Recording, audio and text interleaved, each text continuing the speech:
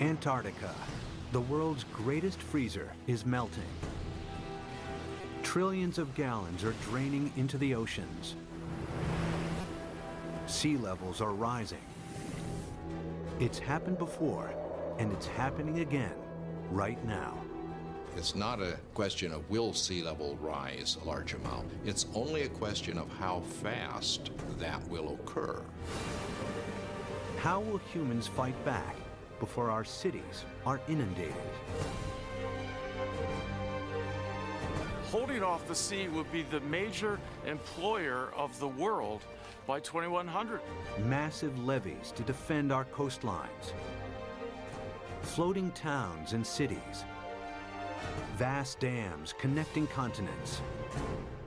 It's our greatest challenge yet, Earth underwater.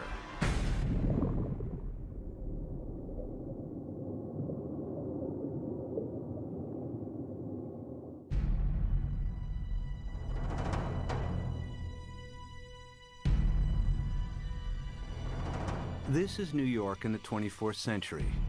Sea levels have risen by 120 feet. Manhattan is flooded. What could cause such a terrifying scenario?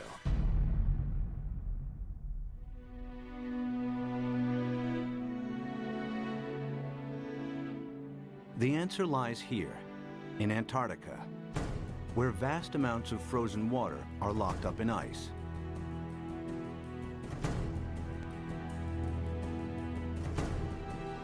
Some of Antarctica's ice sheets are more than 2 miles thick. If melted, this ice would dramatically raise sea levels. And the melting has already started. Taxi checks complete.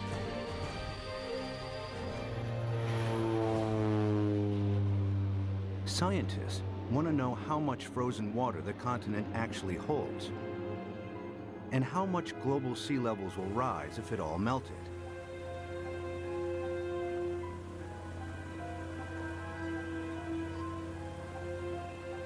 Specially equipped aircraft send radar beams deep into the ice, which reflect off the bedrock and measure the depth of the ice sheet.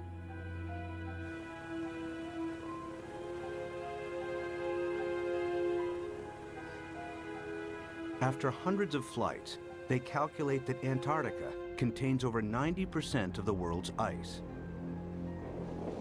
Together with Greenland, it's enough to raise global sea levels by an astonishing 230 feet. This is what North America would look like if all of the planet's ice melted. Europe would also shrink. London's Tower Bridge would become a solemn monument in the sea. Berlin would be flooded, as would Paris.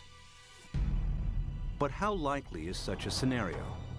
Is sea level rise reality or myth?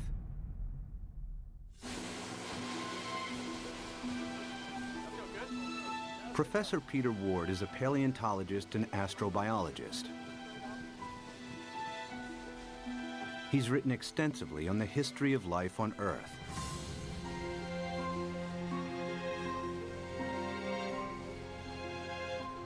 Today, Ward wants to know what would happen to our planet if sea levels rise foot by foot. Somebody give me a zip here. The journey begins in the Florida Keys, a chain of islands south of Miami.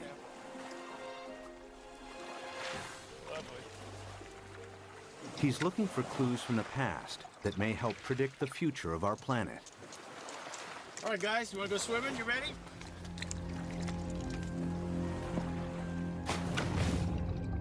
Just a few feet below sea level are banks of coral that have been at this location for over 4,000 years.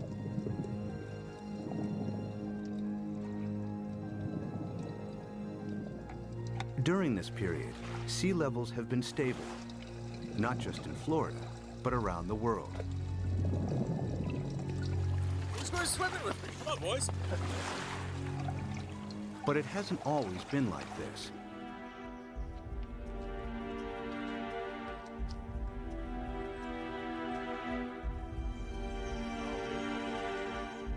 A few hundred yards from shore, Peter visits an abandoned quarry that reveals startling evidence from the past. Oh yeah, beauty. Nice. Look at this dude. Sitting right in growth position, grew straight up. Very nice. I came here at a very young 23 years of age. Our professor brought us to this quarry and said, this is a perfect reef, and it is. Look at this big coral sitting right in place. This is how corals grow straight up. And not very far offshore from us, we have these same corals living in place. And these things have to live in at least 10 feet of water. So we're sitting here. There's not been any volcanism. Nothing has lifted Florida up. How could you get this coral this high up in the air now, unless you had sea level, at least another 10 feet above this? It was the first indication to me that sea level, which I knew had gone down and come up, but I never thought that it could be higher than it is now. If history repeats itself, our coastal cities would be inundated. Sea level rise is not a myth. It could happen again, just as it's happened before.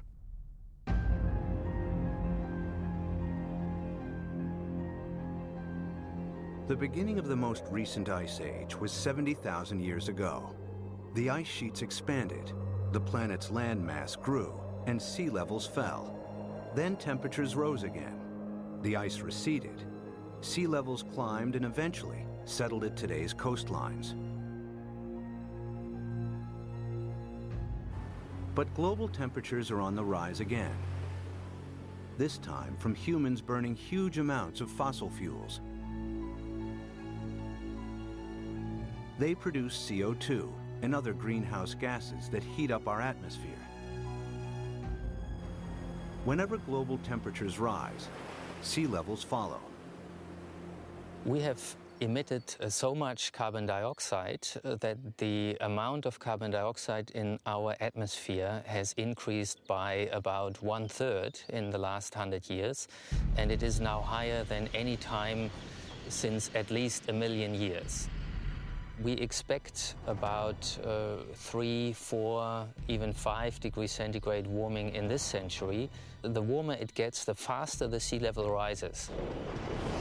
That means sea level rise will get faster and faster as we heat up the planet more. Of course, predicting future sea level rise is difficult, as the planet has never before experienced the dramatic increase in CO2 of the last 100 years. But Professor Rahmstorf's climate model predicts a maximum 6-foot sea level rise this century as higher temperatures kick in.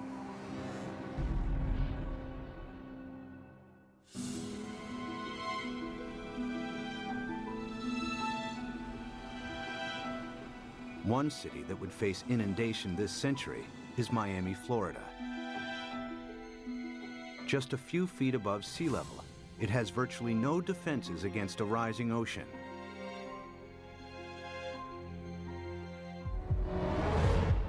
After 1 foot of sea level rise, these beaches would be regularly flooded at high tide. After 2 feet, many roads would be submerged. After 3 feet, if a hurricane strikes, the surging water would overcome sea defenses and cause flooding deep inland. Much of the region's coastal real estate would be ruined. We are looking at millions and millions and millions of dollars of real estate here. And we can assume that every one of these things is $500 million to $1 million. We've got 100 here, we've got $1 billion in a very short area through here. So our $1 billion of houses, we get 1 meter, 3 feet of sea level rise, and every single one of these houses is useless. Who's going to buy them? What happens to this $1 billion of real estate by the time we get 3 feet? I mean, it's gone. It's useless. It's just, you scrape it off with bulldozers, and you just leave it here. That's what will happen. It'll just be left here. And it's not just residential properties that will be affected. Think of all the wharves and all the places where ships offload and onload all the goods and services. And if sea level rises even 3, 4, 5 feet, every single one of those ports has to be replaced. The cruise ship lines, there are billions of dollars of infrastructure that even a small sea level rise takes out. You got to rebuild it all over again. After 4 feet of sea level rise, electricity supplies would be affected as coastal power plants are flooded. After 5 feet, some of Florida's freshwater resources would be contaminated with seawater, and the Everglades National Park becomes a vast bay. After 6 feet, millions of Floridians would have to evacuate the state.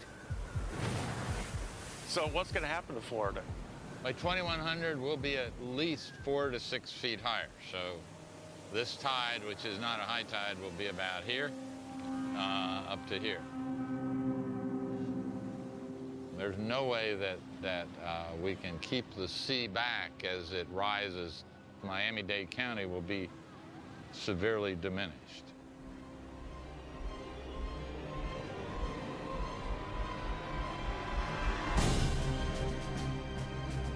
By 2100, after 6 feet of sea level rise, Miami would look like this.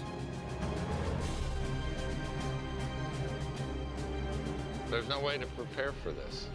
You can't put levees around the kind of sea level rises we're in for. We're a city that's only a little over 100 years old. We became a town, an incorporated town in 1896, so we're not that old. But we may not make it for the next 100 years. The only way to prevent Miami from flooding would be to construct a vastly expensive system of levees surrounding the city. It would be a major engineering challenge, as Miami is built on porous ground that allows seawater to seep through. Alternatively, if Miami was flooded, the city would eventually have to be abandoned. There are cities you can save and cities that you can't save. And the choices will be based on, can we dike it off, can we put it off, or is this too expensive, not worth the price, not worth the effort. One city determined to defend itself against the sea is New Orleans, Louisiana. During Hurricane Katrina in 2005, large parts of New Orleans were flooded after a storm surge raised sea levels by 20 feet. The city lies several feet below sea level.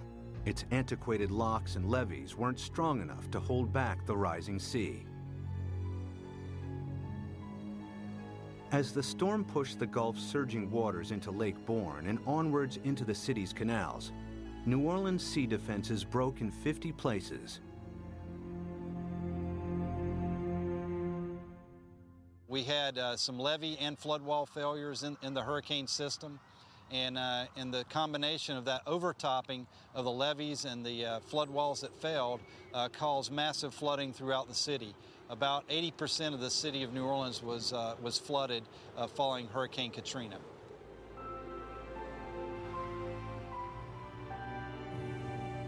It took weeks before the floodwaters were pumped out and residents were able to return. Among them were Victory Wallace Taylor and her son Peter, who returned home to a badly damaged house.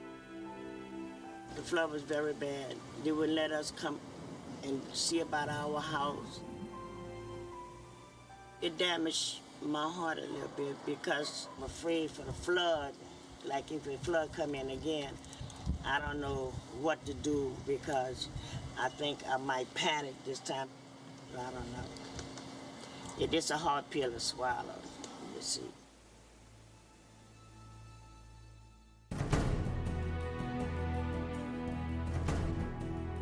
To prevent New Orleans from flooding again, the U.S. government is investing billions of dollars in the city's sea defenses. Along the riverbanks, the U.S. Army Corps of Engineers is strengthening New Orleans' levees and locks. Their work here provides future insight into the kinds of construction that may be needed to protect coastal cities around the world against rising sea levels. we learned a lot of key lessons. And some of the key lessons learned were incorporated into the designs for the Greater New Orleans Hurricane Storm Damage Risk Reduction System. And that system is a series of many different aspects. It has flood walls, it has pump stations, it has levees. There's the series that we call the multiple lines of defense. New Orleans defense takes a unique approach against the rising water by confronting the enemy itself. The flood surge that broke its sea defenses approached the city from Lake Bourne, a lagoon east of New Orleans. It's here where the U.S. Army Corps of Engineers is focusing its efforts. What we've done now is we moved the defense of the city out. We're about 12 miles from downtown, about 8 miles away from the 9th Ward, which is flooded. What we've done is we moved the protection from downtown, the heart of the city, left it in there, improved it. We've moved all the way out here, 8 miles out to the edge of Lake Bourne, where we now have this brand new structure which works as a primary line of defense. New Orleans is made up of the best topsoil from the United States that came down the Mississippi River and built up down here. However, back in graduate school, the whole idea was that the better it is to grow something on, the worse it is to build on. Well, this is the topsoil of the nation down here, so it's the worst possible stuff to build in. What you see behind me is the Hawken. It is a pile-driving crane brought in from Seattle, Washington, across the Pacific Ocean, down to the Panama Canal to New Orleans to build this particular gate and the barge gate. And what we've had to do is go down 60 feet through the newer material down to the old Pleistocene clay, and that is our basis. So the main wall itself goes down to minus 130 feet, and the batter piles that brace it are down to 190 feet. All tall buildings in New Orleans, the dome, everything is based upon piles. The new seawall also has to allow ships to pass through.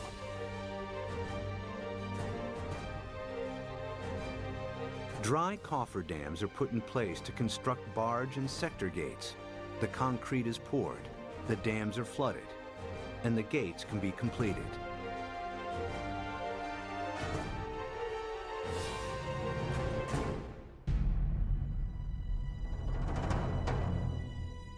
New Orleans' new sea defenses are costing the taxpayer a hefty $15 billion.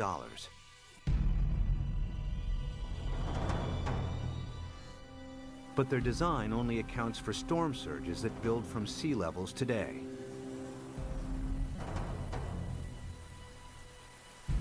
If sea levels rise by 6 feet, any storm surge would be higher as well, and the city's sea defenses would have to be heightened at an even greater cost. Not every country can afford to spend billions on sea defenses. In Bangladesh, many of its 150 million inhabitants live at or just above sea level. Merely 3 feet of sea level rise will have a devastating effect on the country's population. Turns out the area of the world that would be most vulnerable to sea level rise would be Asia. The rice-growing river deltas in Asia, they're very close to sea level. Even a modest 3-foot rise would put half the rice land in Bangladesh underwater. Bangladesh has over 100 to 120 million people, and that number is rising fast. A great deal of its land just simply gets covered by water. And again, once you have salt water coming up, it's not just the land that's covered, it's the intrusion of salt. Even a 3-foot sea level rise wipes out half its rice crop. Their population is going up a third, and their land is being shrunk by a third. You know, you do the math. It's a catastrophe coming at us. Much of Bangladesh is a vast muddy delta that can't be defended. 6 feet of sea level rise spells disaster. It would displace millions, probably at least a few tens of millions of people. Where are they going to go? India's already built a wall between India and Bangladesh. They're anticipating there are going to be a lot of Bangladeshis starting to move, looking for a place to go, and Bangladesh itself is already one of the most densely populated countries on earth. And then there are another 18 or 20 rice-growing river deltas in Asia, the Irrawaddy in Burma, the Pearl River Delta in China, and so forth, that would be affected in varying degrees by the rise in sea level. By the end of the century, cities and coastlines around the world will be under siege from the rising tides. Everywhere, people will be building levees and sea defenses to fight back.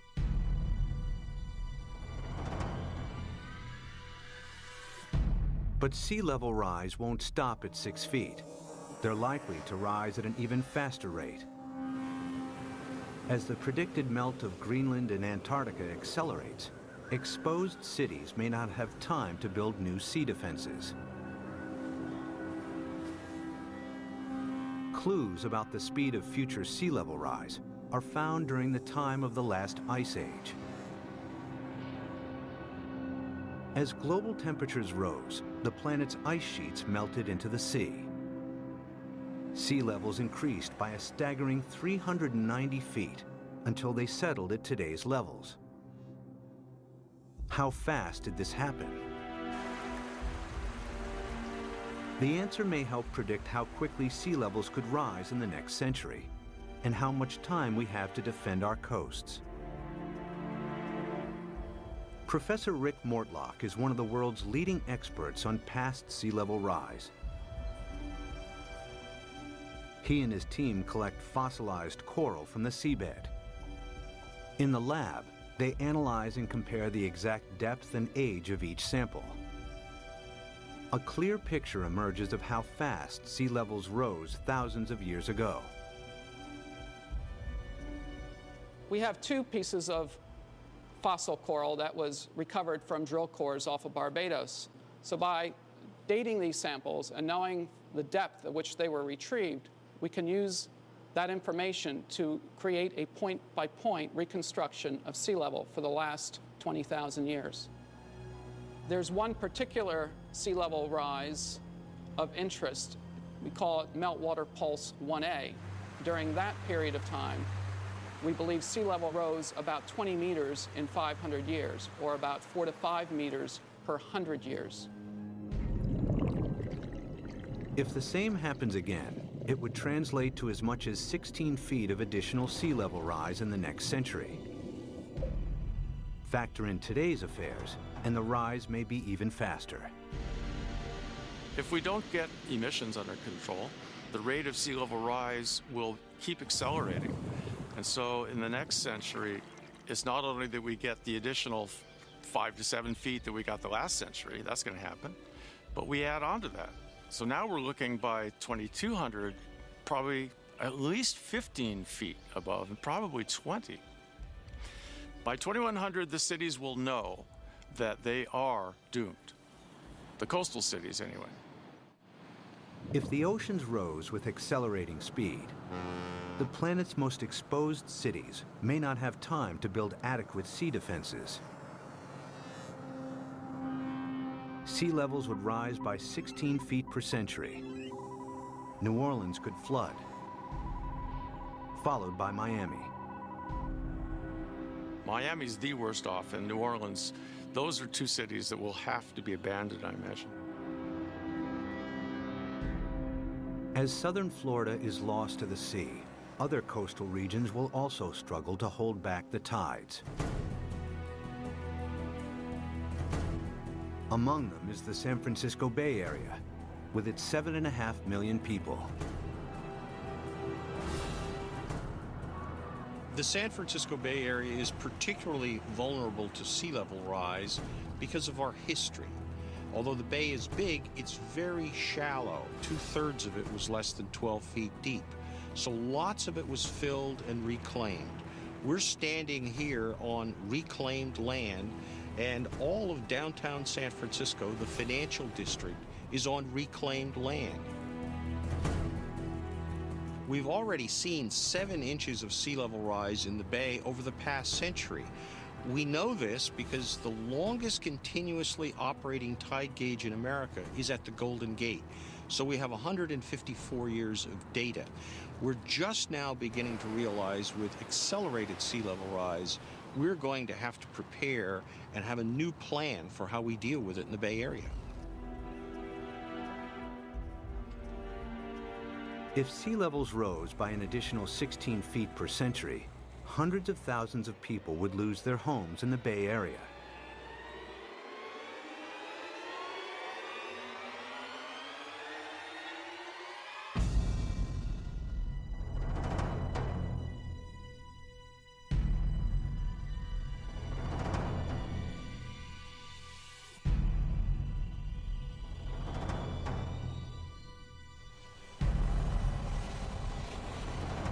To protect San Francisco Bay, levees would have to be built on a massive scale.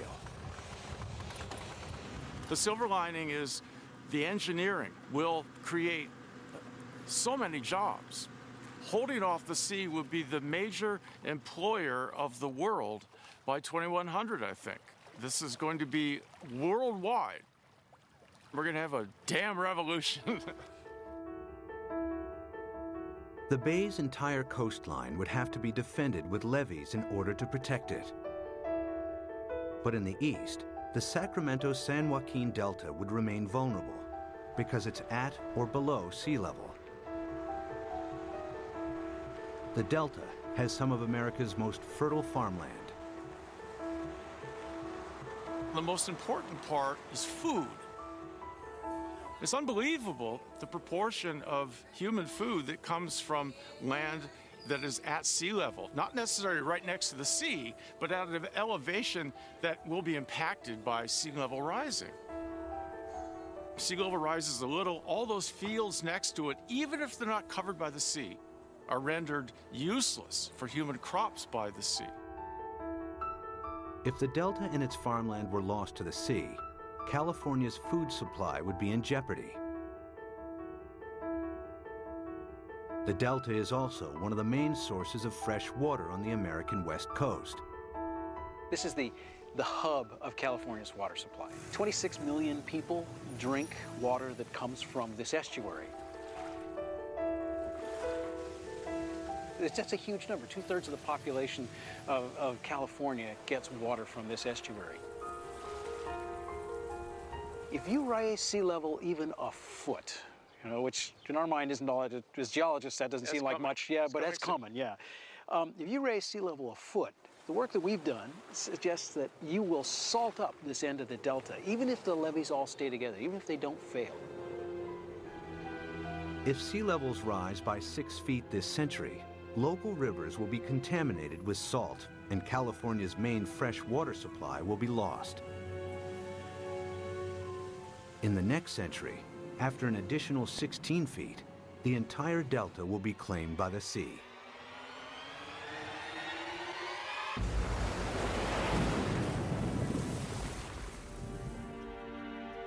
But there may be a way to defend both the delta and San Francisco Bay.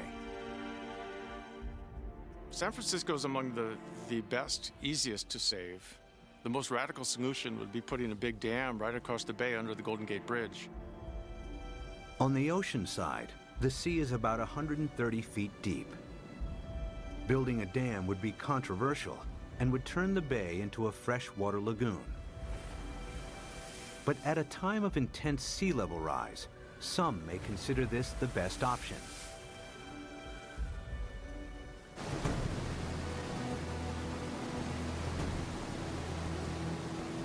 Using cutting-edge technology, huge dredgers could pick up sand from the seabed nearby and deposit it as the dam's foundation.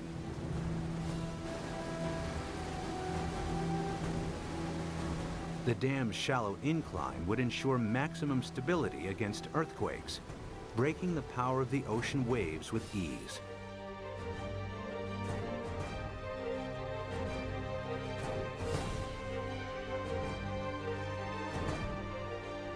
Vast pipes and pumps would be installed to keep the bay's river water flowing out to sea. The Golden Gate Dam would cost $2.5 billion and could be heightened to deal with any sea level rise in the future. San Francisco and the Bay Area would be saved.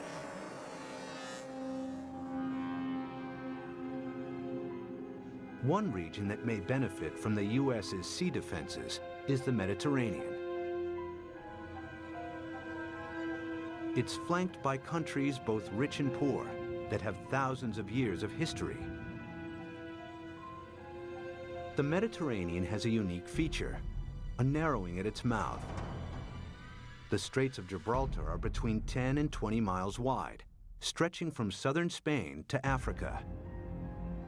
A dam could keep the rising water of the Atlantic separate from the Mediterranean. There's been a plan since World War II, for instance, to put a dam between the Rock of Gibraltar and Morocco on the African side. A dam big enough that sea level rise does not affect the Mediterranean. But building a dam here has one major drawback. Every year, the Mediterranean loses 2 feet of sea level through evaporation that is compensated by the inflow of water from the Atlantic. The dam would cut this off. In the case that you build a dam in the Gibraltar Straits, there will not be the flow of water from the Atlantic.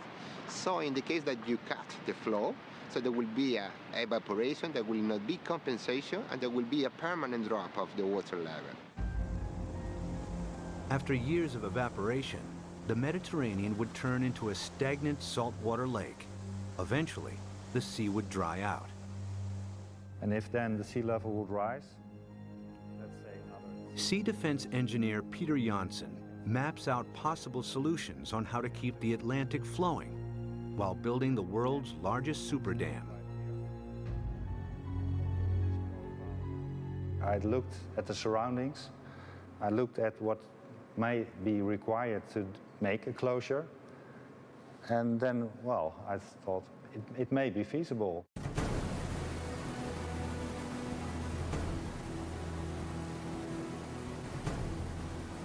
One of Janssen's solutions is to use the same building techniques applied to the Golden Gates. The dam would be 20 miles long and tower 1,250 feet above the seabed, the same height as the Empire State Building. Another solution is to keep the natural flow of the Gibraltar Straits.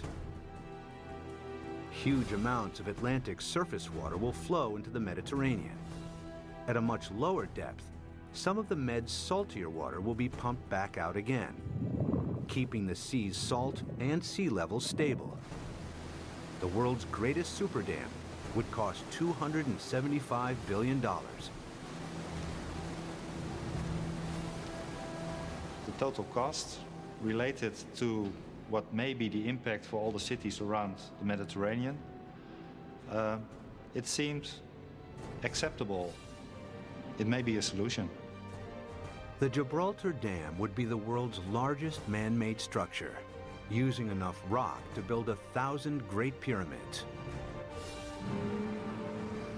Although the dam would cut off the migration of marine life between the Med and the Atlantic, it would save the entire Mediterranean coastline from flooding. It's certainly technologically possible. The old cradle of civilization becomes really the center of civilization. They would be the last coastal cities never affected by sea level rising.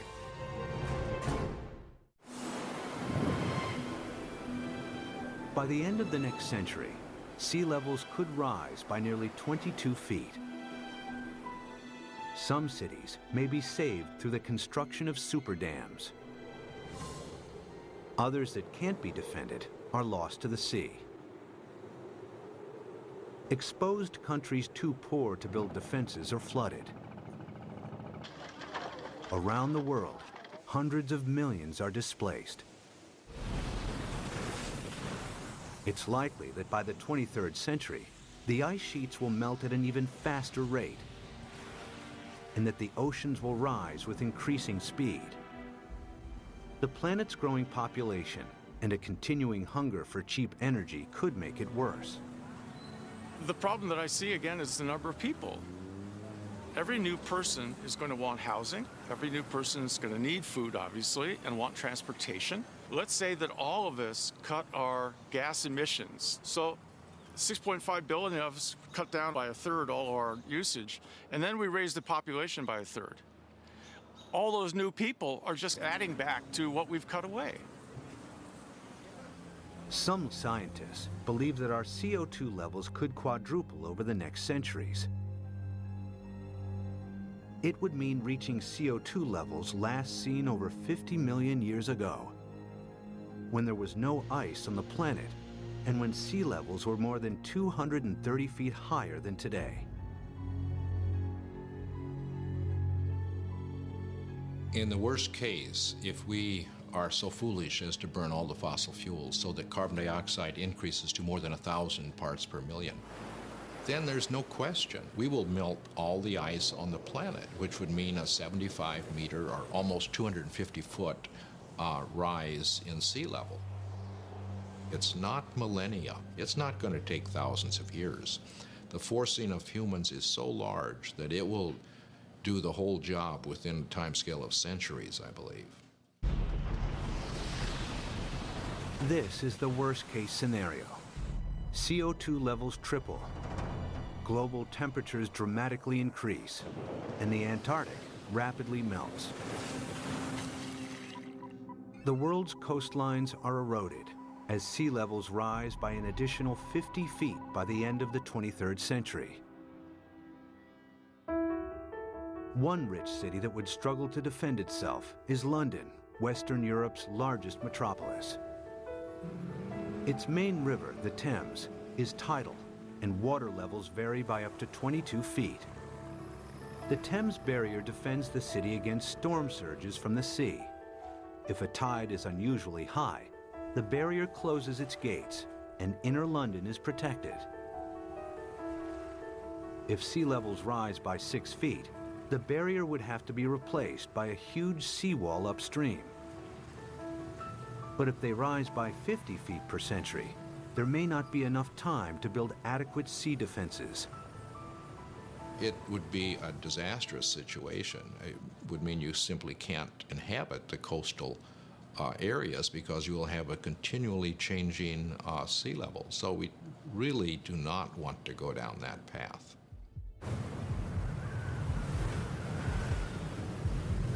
If CO2 continues to increase at a growing rate, 50 feet of sea level rise per century is a distinct possibility.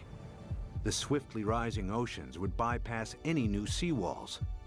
London and large parts of England would be flooded within a few centuries. The worst case scenario is when we have maybe 4 to 6 feet within a decade. That's not the kind of thing where you sort of sell your houses and say it's going to be okay. But you're trying to get out of there without drowning. It's going to challenge the existence of civilization. One of London's most famous landmarks, the Tower Bridge, would become a somber outpost in the sea.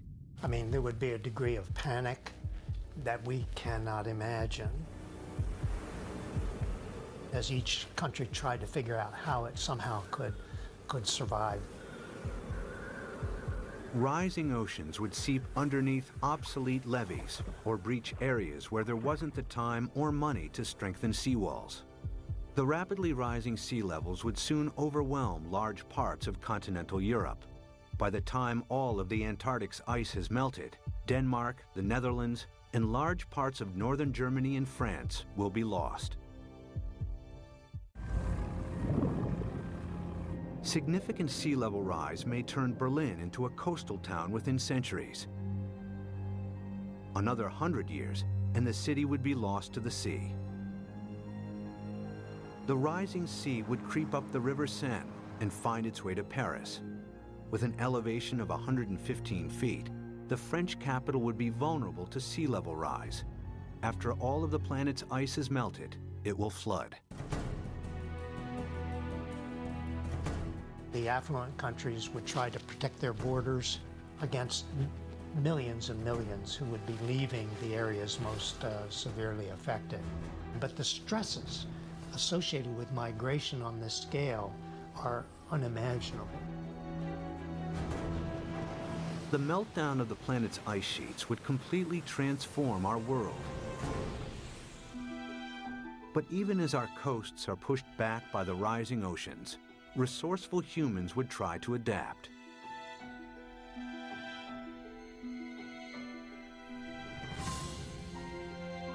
There are already plans to rescue New York.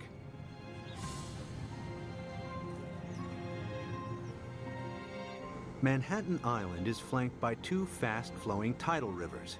The entire city is directly exposed to the North Atlantic and extremely vulnerable to sea level rise.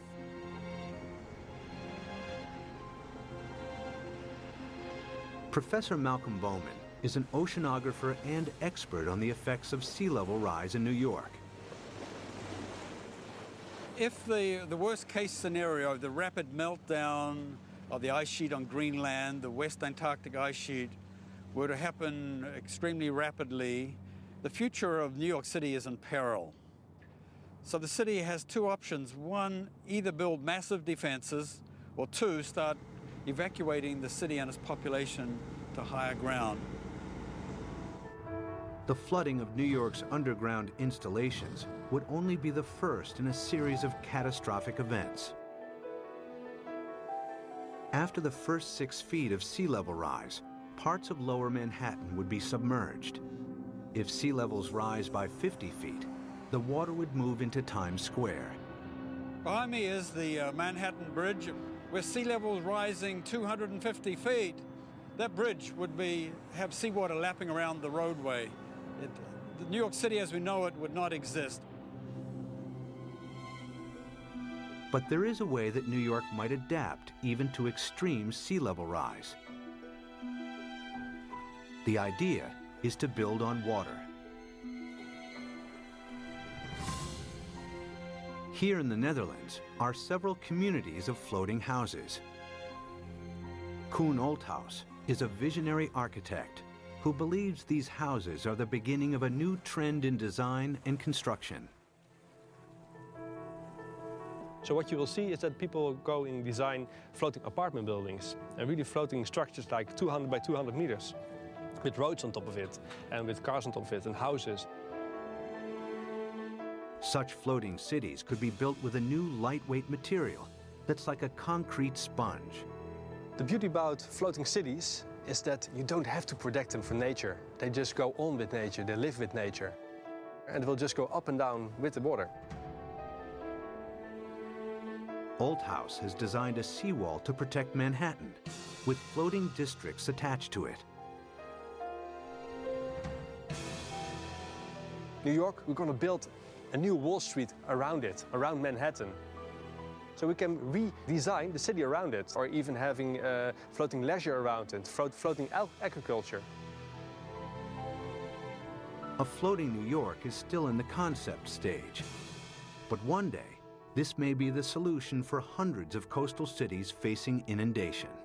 The best silver lining of the whole thing to me is that it will require a united world. A world war against sea level will have to bring all of the squabbling governments to act together. The sea doesn't care what your national boundary is. It's an equal opportunity flutter. We will have to, as a planet, come at this in a united fashion. Whether it's the construction of massive seawalls or super dams, sea level rise will happen. The question is not if, but how fast and how much our oceans will rise. Much will depend on our own CO2 emissions. Humans will need all their ingenuity to meet the world's greatest challenge yet. When 7 p.m. feels like this, you must be watching the National Geographic Channel.